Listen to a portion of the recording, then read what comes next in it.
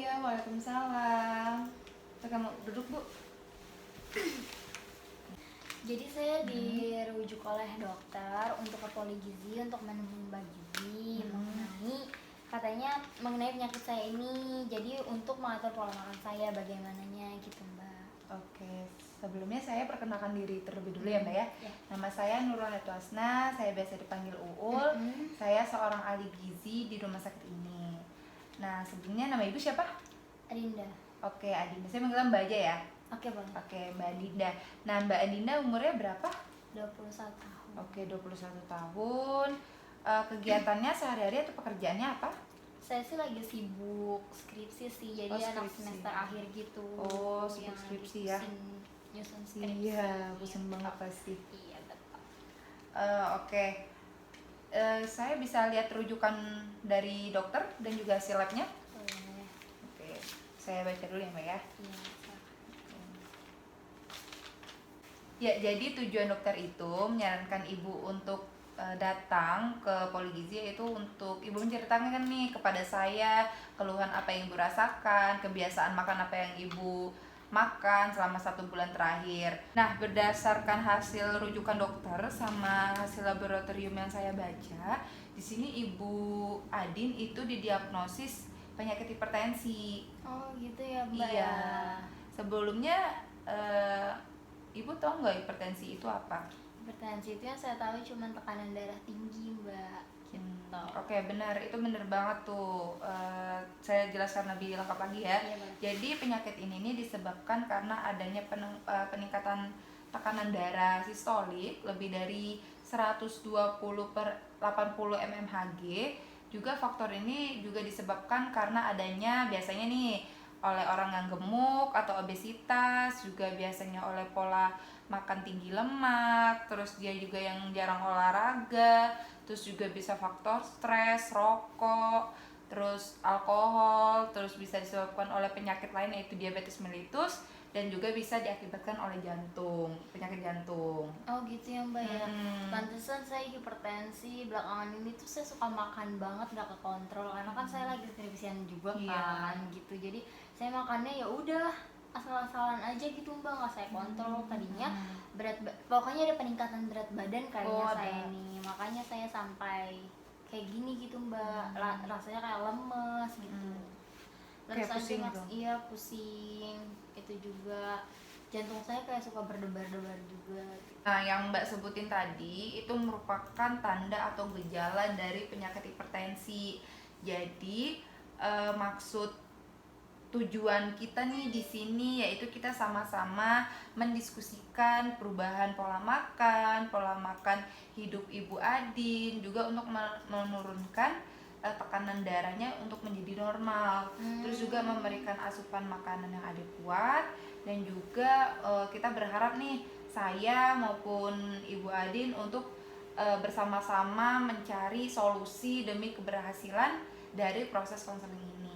Tadi. Oh ya udah deh, Mbak, saya ngikutin Mbak Gizi aja nih gimana baiknya gitu, Mbak, soal pola hidup saya, soal pola makan saya gitu. Oke, berarti kita sekarang lakukan pengukuran berat badan dan juga tinggi badan ya. Kita lakukan sekarang ya, Mbak ya. Oke, baik Bu, bisa langsung ditimbang, bisa naik ke timbangan. Tatapannya ke depan, tangannya lurus, jangan ini. Oke, berat badannya di sini saya catat 53 kilo ya. Sebelumnya berat badannya berapa? 35. 35? Betul. Oke, bisa turun ke timbangannya lagi. Oke, selanjutnya kita ngukur tinggi badan ya. Oke. Nah, Oke, tangan ke depan, Mbak. Oke, tangannya lurus, saya ukur ya. Oke, 146.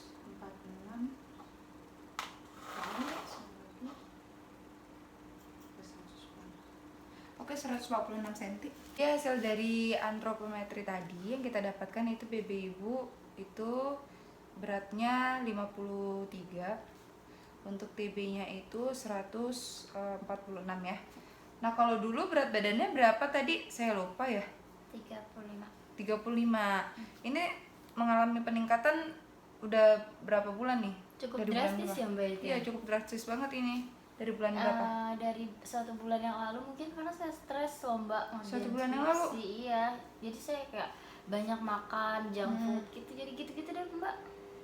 Sampai saya ningkat kayak gini. Oke. Gimana ya Mbak biar nuruninnya Mbak ya?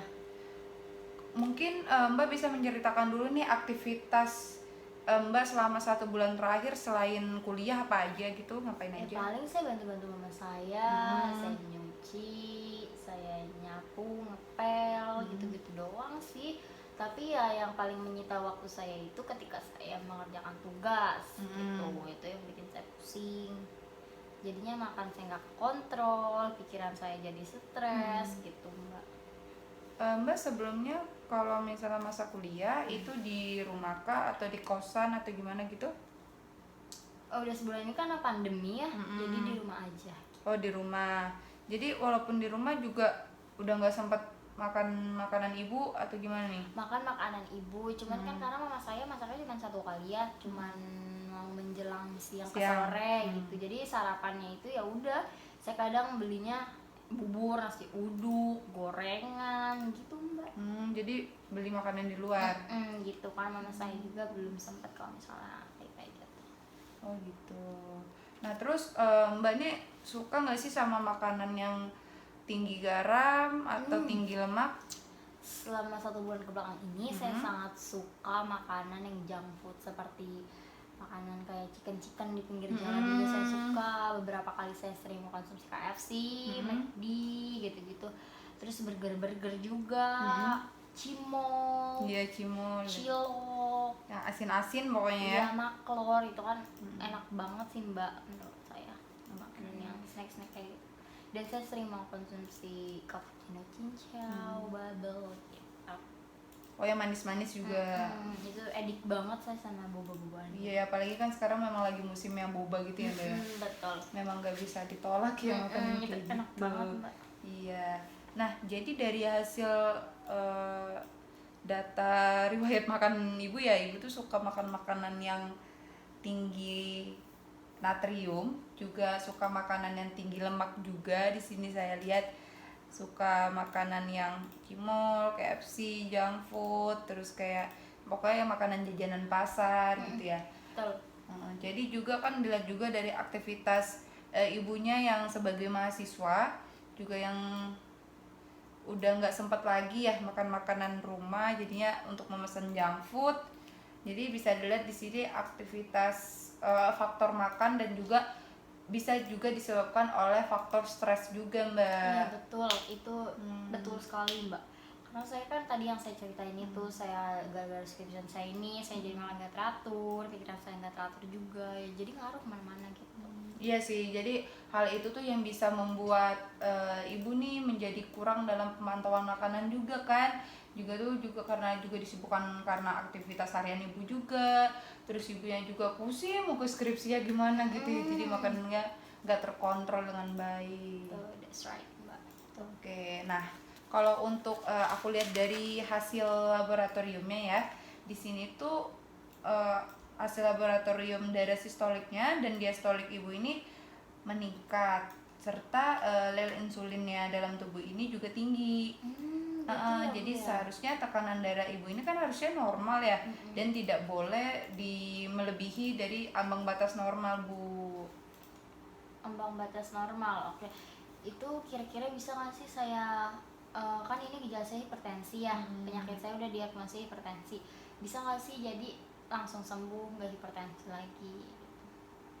Nah kalau itu kita bisa melakukannya dengan pencegahan, yaitu pencegahannya dengan apa? Ibu bisa tuh mengurangi konsumsi makanan yang tinggi natrium atau yang tinggi lemak secara perlahan, tidak harus cepat, tapi dengan mengurangi sedikit demi sedikit itu bisa mengurangi penyakit yang ibu rasakan atau gejala dari faktor penyakit hipertensi yang sudah ibu apa namanya?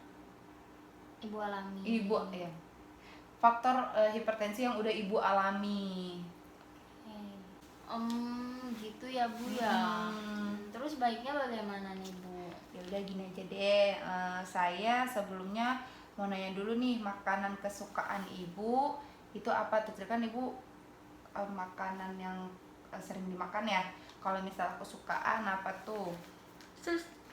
Maaf ya mbak, saya suka banget sama tepoci, saya suka banget sama cimol, saya suka banget sama chicken, Nugget nugget juga, sama gorengan. gorengan suka banget.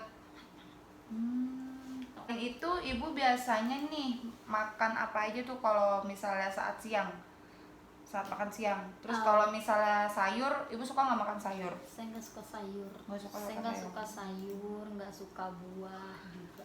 Jadi kenapa? Karena saya nggak terlalu memperhatikan, kayak ibu saya juga jarang jarang beli buah. Tapi saya nggak ada pikiran mau beli buah juga. Jadi kayak saya jajan gitu. Terus kalau misalnya makan siang saya paling kayak nasi, kan siang lapar tuh, nasi bisa 2 centong mbak. Terus pakai tempe goreng, tahu goreng, ayam goreng geprek. Ya. Jadi semuanya digoreng gitu, nggak ada sayur. Dan saya tambah kol goreng. Waduh, mantap banget. Emang mbak. Jadi beneran nggak ada sayur atau buah yang disuka nih? Itu sayur tadi kol digoreng tapi. Oh, cuma kol digoreng doang. Selain digoreng nggak mau? Nggak mau. Oke. Kalau misalnya Sabtu Minggu suka nggak berolahraga tuh dalam satu pekan? Satu minggu tuh ada tuh sekali. Saya tidak suka, saya jujur, saya tidak suka berolahraga orangnya ya kan, karena apa? Saya kan lagi sibuk skripsi, kayak nggak kepikiran aja mbak buat olahraga. Saya nggak kepikiran beli buah, olahraga saya nggak kepikiran gitu. Jadi paling kayak sebulan sekali berolahraga. Oh, sebulan sekali. Itu bisa kalau sebulan sekali olahraganya ngapain tuh mbak? Jogging. Oh, jogging. Ke alun-alun mbak. Jogging berapa lama tuh dalam satu kali jogging? 15 menit. Putaran paling dapat 4 putaran lapangan Ahmad Yani. Oh gitu, 4 putaran. Oh itu udah wow banget loh. Nah, jadi dari hasil perbincangan kita tadi tuh kan, saya sudah merecall ibu juga secara tidak langsung. Jadi dapat saya simpulkan nih bahwa ibu Aden ini ya tadi suka mengkonsumsi makanan hipertensi juga jarang berolahraga juga kan, cuma 1 bulan sekali. Juga itu sangat ya disayangkan juga gitu, apalagi kan sekarang sudah tahu didiagnosa hipertensi. Apa salahnya kita nih ibu mulai dari sekarang untuk merubah pola hidup maupun pola makan ibu supaya penyakit hipertensi ibu ini tidak terus mengalami peningkatan atau bisa adanya komplikasi ke penyakit lain. Nah, sebenarnya saya mau nanya dulu nih ke ibu, kan maksud dari dokter datang ke sini kan supaya ibu bisa merubah lah istilahnya pola hidup maupun diet makan ibu. Nah, saya mau nanya, kira-kira ibu sanggup tidak kalau misalnya saya mengurangi kebiasaan makan ibu serta memperhatikan aktivitas fisik ibu dari olahraga serta mungkin bisa juga pola tidur ibu kali ya. Apakah ibu bersedia? Insya Allah saya bersedia demi kesehatan tubuh saya. Oke. Alhamdulillah Bu ya kalau misalnya ibu bersedia. Jadi kita sama-sama sepakat ya Bu ya, jadinya nggak ada pihak yang merugikan. Semoga nanti ini bisa berhasil gitu. Jadi di sini saya akan menyarankan ibu, kan di sini ibu tadi bilang ya kalau misalnya ibu sering makan gorengan. Nah, juga makan makanan yang jajanan pasar. Nah, ibu mau nggak kalau misalnya dalam 1 hari itu bisa mengurangi saya mau nanya dulu, dalam 1 hari itu biasanya ibu kalau jajan itu bisa berapa kali? Nggak terhitung mbak. Nggak terhitung, bisa sampai 5 kali mungkin jajanan pasar, bisa sampai 5 kali. Nah, kalau misalnya kita kurangin dalam 1 hari ibu mau konsumsi jajanan pasar ya kayak cuman 3 kali. Kayaknya nggak bisa deh mbak, harus 4 kali aja. Oh, 4 kali aja, kenapa tuh? Karena saya susah gitu buat nurunin ke 3 kali. Oke, ya udah nggak apa-apa. Berarti gini aja, 1 minggu pertama ya udah ibu boleh tuh dalam 1 hari 4 kali jajan pasar, tapi bener-bener 4 kali ya. Jadi kita setiap minggu kita mengalami pengurangan gimana. Jadi minggu pertama 4 kali, minggu kedua bisa ngurangin 3 kali jajan pasar, minggu ketiga bisa 3 kali, kurangin dan seterusnya bisa sampai ibu bisa lepas nih sama yang namanya jajanan pasar. Gak apa-apa, perlahan aja. Kalau misalnya belum mampu di minggu kedua ngurangin, ya udah kita coba aja. Baik mbak. Kalau untuk makanan berlemak, ibu suka makanan yang gimana tuh? Goreng, panggang, santan atau gimana nih? Sisi nggak suka santan, cuman saya suka gorengan yang tadi, goreng-goreng. Pokoknya saya lebih suka digoreng, ayam digoreng, tempe goreng, tahu goreng, semuanya digoreng gitu. Bahkan kolanya digoreng. Tahu. Oke, kalau untuk makanan yang digoreng, Mbak sanggupnya bisa nggak kalau kita kombinasikan? Misalnya makanan yang Mbak itu bukan hanya digoreng saja, Mbak bisa di sop atau bisa kita cari pilihan ditumis, Insya Allah bisa kalau bisa masih ditumis. ditumis. Mungkin nanti kayak ayam suwir tumis itu bisa, jadi nggak harus digoreng, jadi ayamnya bisa direbus dulu terus bisa ditumis dengan berbagai macam protein nabati, bisa pakai tempe atau bisa pakai tahu juga, terus bisa pakai irisan kacang panjang. Ibu suka kacang panjang nggak? Suka banget. Oh ya udah nggak apa-apa, itu kan kacang panjang suka lah ya. Nah itu bisa tuh dicampur sama itu. Oke, berarti ibu sepakat ya mau Iya. mengurangi makanan yang apa tadi? Yang nggak berminyak, kayak misalnya terus masaknya juga ditumis gitu, terus bisa direbus juga, makan gorengannya dikurangin secara bertahap gitu. Oke, mantep banget. Berarti udah apal ya di kepala gitu. Jadi makanan yang tinggi garam itu ya bukan. Itu apa sih?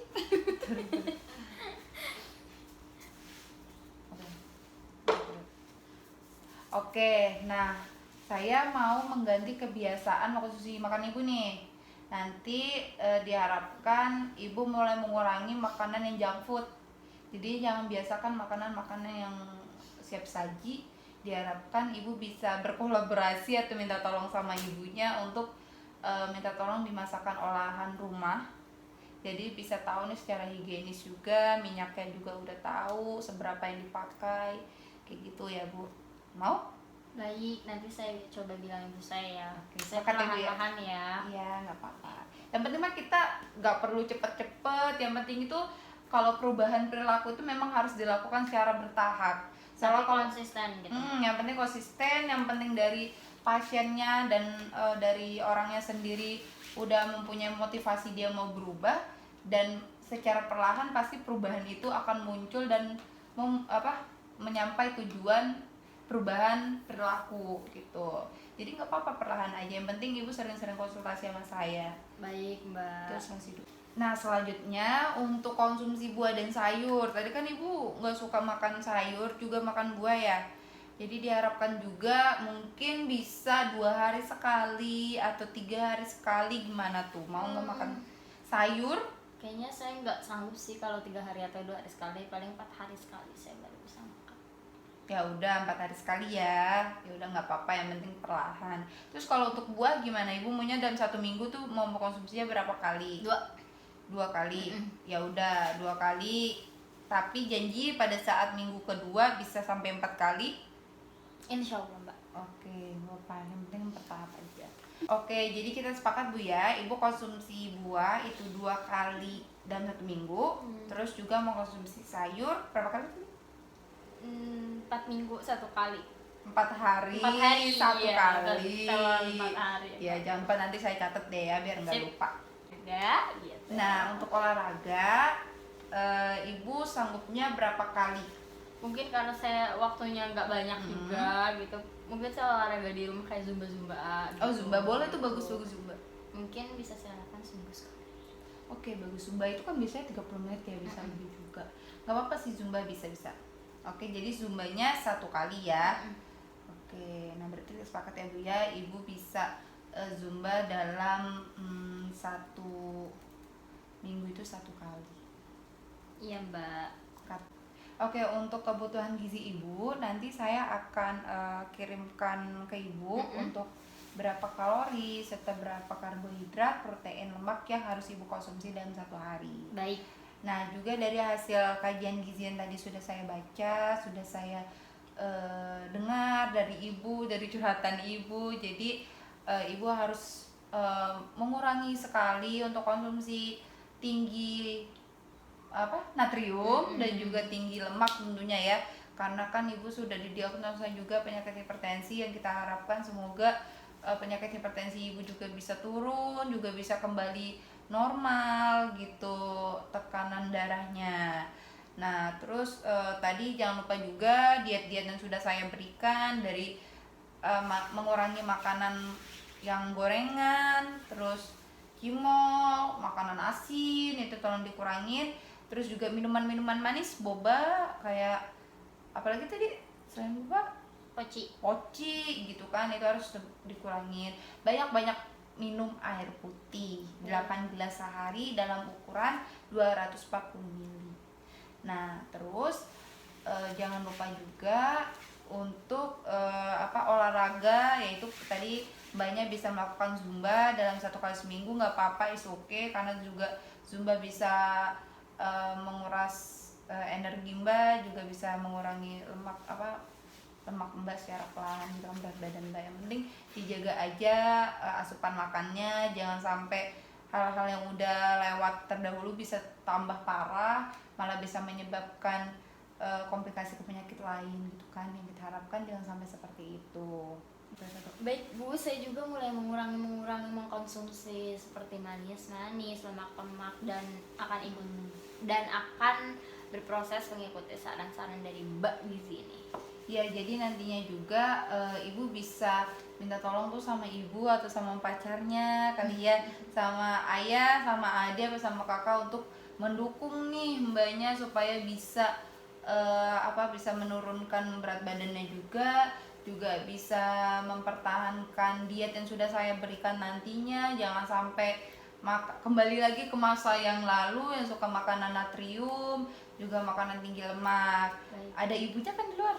Ada. Iya, nanti ibunya nanti nggak apa-apa, suruh masuk sini saja, nanti saya jelaskan juga supaya bisa mendukung mbaknya gitu.